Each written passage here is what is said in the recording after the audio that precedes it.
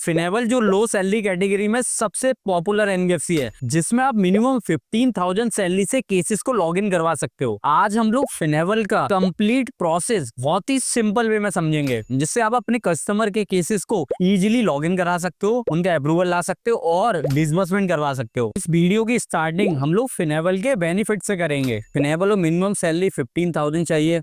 वो डिपेंड करता है कि कौन से टायर का केस है।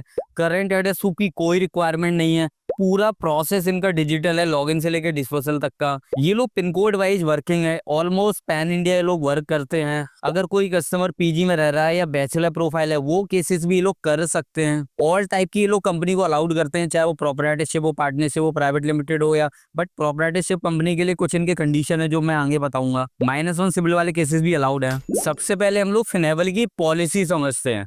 फिनेबल में सैलरी टायर 1 सिटी है तो 20,000 रिक्वायर्ड है, टायर 2, टायर 3, टायर 4 है तो 15,000 रिक्वायर्ड है। कस्टमर की मिनिमम एज 21, मैक्सिमम एज 55 होनी चाहिए जब केस हम लॉग इन कर रहे हैं। Customer proprietorship, partnership, private limited, LLP या गवर्नमेंट कंपनी में जॉब कर रहा है, सभी तरह की कंपनी अलाउड है। लेकिन नॉर्थ और ईस्ट लोकेशन में प्रोप्राइटरशिप कंपनी अलाउड नहीं है। कस्टमर का ऑफिस का पिन कोड और करंट रेजिडेंस पिन कोड दोनों ही सर्विसेबल होने चाहिए। विदाउट पीएफ वाले केसेस भी आप लॉग इन कर सकते हो, लेकिन गुजरात लोकेशन में पीएफ मैंडेटरी ही है। उससे लास्ट 3 मंथ में 3 से ज्यादा नए लोन ना लिए हो, चाहे भले वो छोटा ही लोन क्यों ना हो, उसको भी एज अ लोन काउंट करेंगे। अगर कस्टमर का कोई ऐसा लोन है जिसकी ओनली 3 ईएमआई रह गई है तो वो ऑब्लिगेशन में काउंट नहीं होगा। कस्टमर का सिविल -1 होना चाहिए या फिर 700 प्लस होना चाहिए। अब यहाँ पे हम लोग एम्प्लॉयमेंट स्टेबिलिटी की बात करते हैं। अगर कोई customer private limited, public limited, LLP में जॉब कर रहा है बट पीएफ नहीं कट रहा है, तो उसकी करंट कंपनी की 3 सैलरी अकाउंट में आनी ही चाहिए। अगर उसने कंपनी स्विच की है तब भी उसको 3 महीने वेट करना पड़ेगा, क्योंकि नई कंपनी की भी 3 सैलरी इसके अकाउंट में आनी ही चाहिए। अगर कोई कस्टमर सोल प्रोप्राइटरशिप या पार्टनरशिप में जॉब कर रहा है तो 6 सैलरी उसके अकाउंट में मैंडेटरी है। अगर उसने कंपनी चेंज की है तो नई वाली कंपनी की एटलीस्ट 3 सैलरी उसके अकाउंट में आनी ही चाहिए, तभी हम उस केस को लॉगिन कर सकते हैं। सेकंड स्टेप में हम लोग बात करेंगे डॉक्यूमेंट की। डॉक्यूमेंट में Aadhaar card, PAN card, latest month की सैलरी स्लिप और 3 मंथ का बैंक स्टेटमेंट। अब हम लोग फिनेबल का लॉगिन जर्नी का प्रोसेस समझते हैं। सबसे पहले ना आपको एक डीएसए पार्टनर पोर्टल का लिंक मिलेगा, उस पर क्लिक करना है। आपको यहाँ पे वो नंबर डालना है जिससे आपका डीएसए बना हुआ है। वो नंबर डालने के बाद आपको ओटीपी डालना है। जैसे ही आप ओटीपी डालोगे इसके बाद आपको फ्रंट में इस तरह की स्क्रीन शो होगी। इसमें यहाँ आपको रजिस्टर्ड नाउ पे जाना है। जैसे आप रजिस्टर्ड नाउ पे क्लिक करोगे सबसे पहले पूछेगा कस्टमर का मोबाइल नंबर। यहाँ पे आपको कस्टमर का मोबाइल नंबर डालना है, देन ओटीपी डालना है। अगर मान के चलो आपने यहाँ पे कस्टमर का मोबाइल नंबर डाला एंड नेक्स्ट किया और यहाँ पे लिख के आ गया एग्जिस्टिंग, तो इसका मतलब वो केस नहीं होगा, मतलब इसका ऑलरेडी पहले से फिनेबल में लॉगिन है। और यहाँ पे अगर कस्टमर के मोबाइल पे ओटीपी चला गया मतलब ये केस लॉगिन नहीं है, तो हम ये प्रोसेस कर सकते हैं। जैसे आप ओटीपी डालोगे, नेक्स्ट करोगे, आपको सबसे पहले ये वाली स्क्रीन दिखेगी। सबसे पहले आपको यहाँ पे कस्टमर का पैन कार्ड नंबर डालना है। जैसे आप पैन कार्ड नंबर डालोगे तो उसको first name and last name automatic यहाँ पे फिल हो जाएगा।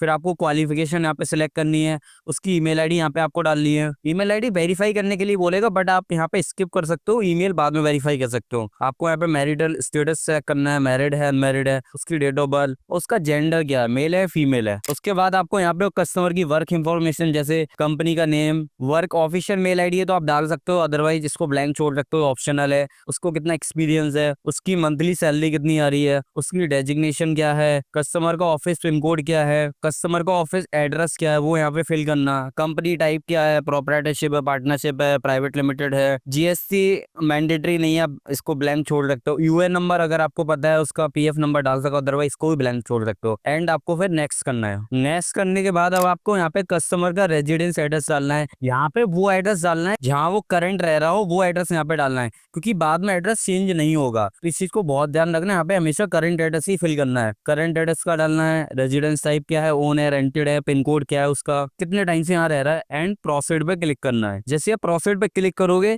यहीं पे केस का डिसीजन होता है, या तो केस रिजेक्ट हो जाएगा या फिर केस इज बेल करके आ जाएगा, तो इसका मतलब स्कोर कार्ड में केस पास हो गया है। इसके बाद हमें कस्टमर की यहाँ पे बैंक डिटेल फिल करनी होती है। बैंक डिटेल फिल करने के बाद आपको केस को यहीं पे छोड़ देना है। अब बाकी का काम एसएम करवाएगा। अब आपको फिनेबल का एप्लीकेशन डाउनलोड कराना है कस्टमर के फोन में। बट आप एक चीज हमेशा याद रखना कि जब भी हम एप्लीकेशन डाउनलोड करा के प्रोसेस करेंगे, कस्टमर उसी लोकेशन पर होना चाहिए जो उसने लॉगिन के टाइम पे लोकेशन डाली है। तो कस्टमर प्ले स्टोर पे जाएगा, वहाँ पे फिनेबल सर्च करेगा, वहाँ पे ये एप्लीकेशन आएगा, इस पर क्लिक करना है, डाउनलोड करना है। जैसे वो डाउनलोड करेगा जाएगा। उसके बाद वो मोबाइल नंबर मांगेगा, कस्टमर को वही मोबाइल नंबर डालना है जो लॉगिन के टाइम पे डाला था। वो डालने के बाद आपको पहली स्क्रीन ये शो होगी। जैसे ही आप अप्लाई नाउ पे क्लिक करोगे, फर्स्ट ऑप्शन आएगा जहाँ पे आपको लोन अमाउंट सेलेक्ट करना होगा। तो आपको लोन अमाउंट सेलेक्ट करना है। लोन अमाउंट सेलेक्ट करने के बाद आपको इस तरह का यहाँ पे अमाउंट शो होगा, मैक्सिमम कितनी एलिजिबिलिटी है कस्टमर की, कितनी उसकी ईएमआई है, आपको कितना टेन्योर चाहिए, वो सिलेक्ट करने के बाद आपको नेक्स्ट करना है। फिर इसके बाद यहाँ पे केवाईसी कंप्लीट करने का ऑप्शन आएगा, तो आप नेक्स्ट करोगे। नेक्स्ट करने के बाद सबसे पहले सेल्फी अपलोड कराएगा, आपको लाइव सेल्फी अपलोड करनी है। इसके बाद आएगा वेरीफाई योर आधार, उस पर आपको क्लिक करना है। जैसे आप क्लिक करोगे यहाँ पे आधार का नंबर मांगेगा, आपको आधार नंबर डालना है, कैप्चा कोड डालना है और ओटीपी डालना है। ओटीपी डालने के बाद यहाँ पे 6 डिजिट का पिन मांगेगा, वो आपको डालना है। जैसे आप पिन डाल दोगे उसके बाद